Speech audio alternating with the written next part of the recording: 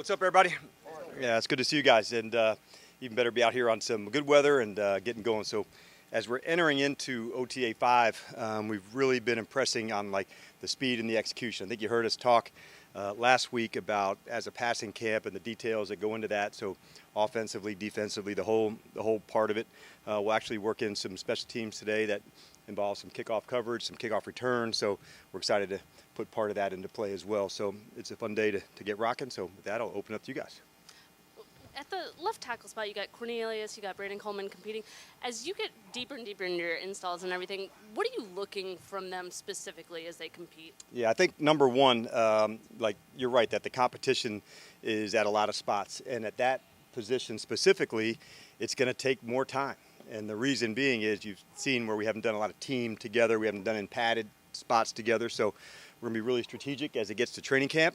And finding markers and moments to say, okay, you get the first reps today, next one you get the first reps, and we'll take that process through the preseason, and through that process, it'll emerge. But what we're looking for mainly is just, the execution, honestly, of the offense. You brought in some guys like Wagner, Ertz, Eckler, and all that, in addition to feel they can play, but the leadership aspect. So what kind of little things have you seen already where their leadership has maybe impacted others? You may have seen like a little bit of time before practice or post practice. We call that like that's their time that they work on to get better. And you'll see Zach working through a specific route. You may see Wags, pulling somebody to the side and discussing a coverage or a concept to go. And so I'd say those are the small markers.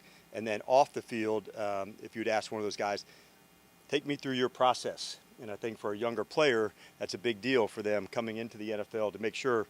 It may not be exactly what Bobby done or what Zach has done or others, but there is a process that they follow. And that's a really important role for somebody just entering in. We're going to be playing football for a long time.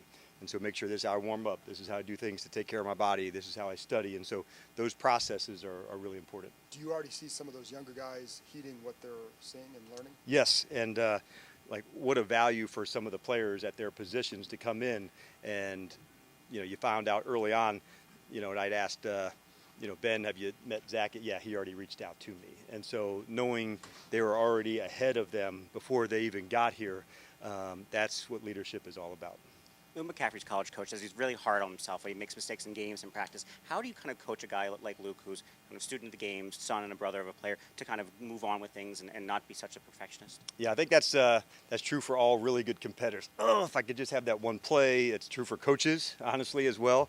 So really it's about getting to the next play and knowing that, all right, whatever just happened, I have to take that information and move on to the next one. So finding those spaces when something didn't go quite right and moving on to the next play quickly, that's a really important skill.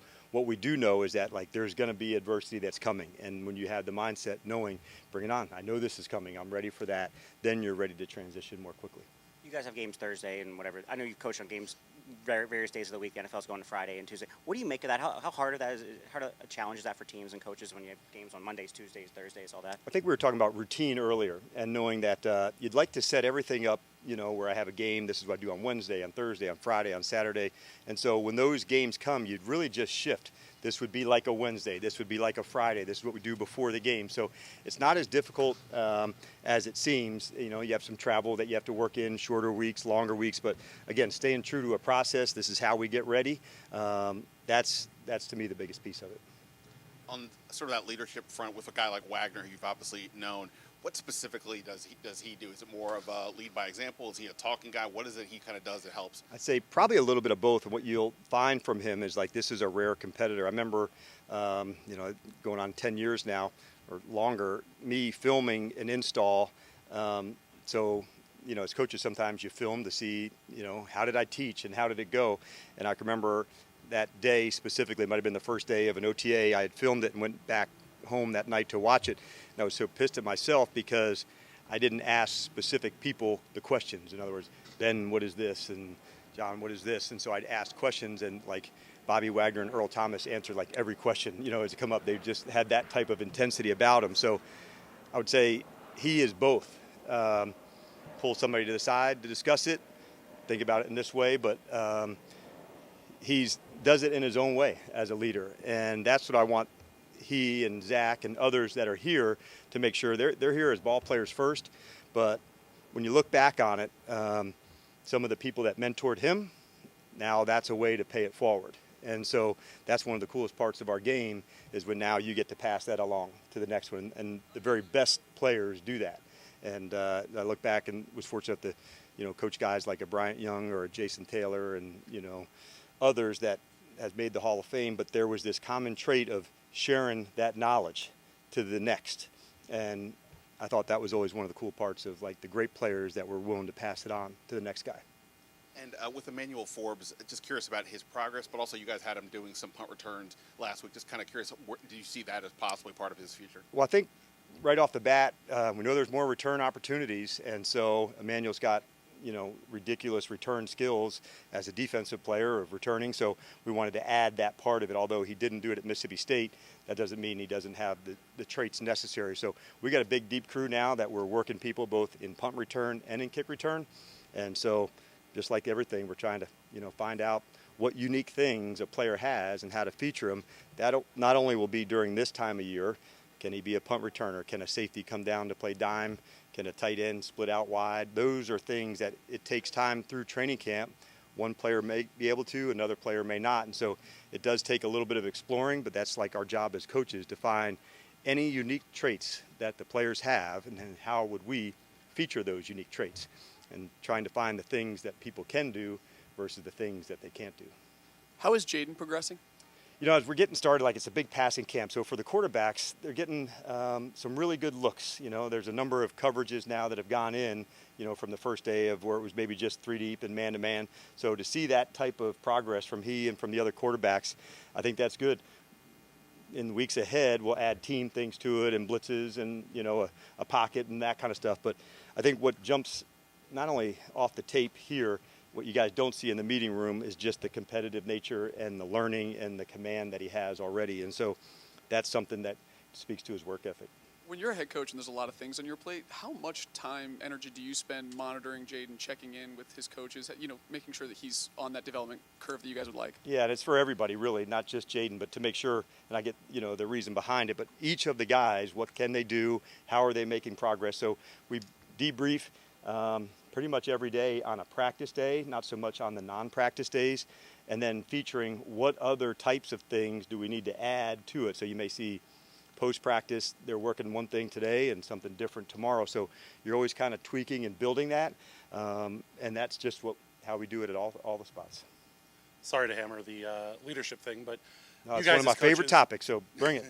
You guys as coaches can lead the way that you do and set the tone and culture and all those different things. How important is it to have locker room leaders, and what can that do for a team having kind of those veterans who can stand up in a locker room and say what needs to be said? Yeah, the very best teams I've been a part of were really strong in the locker room first, and those standards that they create together, to me, that's where like the gold is. And so having ways to hold each other accountable, to push one another, to challenge one another, and that's what really being a great teammate is all about. Sometimes you're the mentor, sometimes you're the mentee. And it doesn't have to be young to old always either. It's, like we were talking about earlier, a player now going to, do some punt returning. Well, Crowder's a great person to talk to about that if you've not done a lot of punt returns or kick returns. So finding these little spaces to lead one another, push one another, sometimes it's in the weight room, to say, come on, this is a guy who brings that energy into that. Sometimes you'll see it on the field. So it's not one person that has to continuously lead in every way. That's what, if no one's leading in that space, that's a real cue. It's your time to stand up.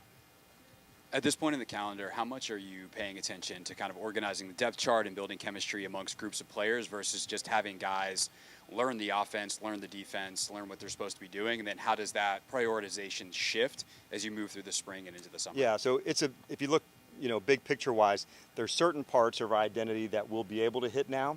The speed, the execution of finishing plays downfield, the defense, the way they break, the way they run to the ball, like that's an identity part we're putting together, and I'm seeing, signs of that moving forward. The things that we don't get to see right now are the physical parts of it, like that's not what this time is for. So what areas and knowing what to compete at that time. So in this time, it's competing, man, can I learn these details and can I really go execute really quickly, communication. So not as much of the evaluation it is the learning to go, but I do want to see that speed. and see the guys communicate and the chemistry that goes. But as far as the depth chart is, not really right now. That's not part of it. We want to get as many guys, as much reps as we can, and then as we get into camp, then we'll be able to start building that as we go, which would include the preseason games. You've got officials out there today. I know they do the training camp visit, but what do you like about involving them? Yeah, and we're going to try to do it for every practice. And officials at practice also mean that we now have the ability to really put ourselves in situations. So you'll see some 2-minute today, but as important as that, this was an ICT. This is why they threw it. This is why they called, offensive pass interference. Whatever that may have been of training the guys on what good looks like, that's a really important part of it. And so we don't want to create bad habits, so having the officials here is a nice check system. Dan, training camp's right around the corner. Curious about your philosophy with joint practices, and if you have any joint practices that you know that you can announce or to that nature. Yeah, so right now we have one joint practice scheduled with Miami, and so that will be there, and we'll work with them for a day and then have our game. And we'll discuss that, with the, some other teams as we're going in to see if everything logistics-wise can line up. But there's value in it to say just seeing other looks and people and formations and speed, and so there's real value to doing it, and so if we can, we will. Chick, last one. We see them out here, the viewers will see them out here. What's the expectation from the players as far as the schedule goes throughout the week? What are they going through? So in the early part of the day, meetings and workouts, and so in the strength and conditioning side, different things on different days, and then we go a portion inside where we work a lot of team and go through blitzes and run game to that. And then outside, we really work there's a long piece on our skill development. And so as you're going through it, Chick, that's what this time of year is about, skills and skills. And if you keep working those skills hard, then you'll be able to trust those skills when you put it into the certain plays and the certain things. So for instance, a defensive player may have a certain coverage or a certain way that he has to play. You work that skill for this specific coverage, and then we play it today. Offensively, there's a certain route that may go in. This is the extreme detail for that route, the movement, and that's how you keep working the skills, and then you put it into the whole play. So think of crawl, walk, run. And so the crawl part is the classroom, honestly. This is how you install a play. We like to jog through them at 50%, and then when we get out to here, we really am looking to see, is there a hesitation, or are they attacking it with the full speed mentality? So if you follow that process over and over and over again, it takes reps. Obviously, if you put in one coverage or one play one time and run it one time, by no means is that a play that you have. So it'll take reps over and over again, so they can do them instinctively without having to overthink on it, and that's what I'm looking for. All right, thanks, Coach. All right, you guys have a great day.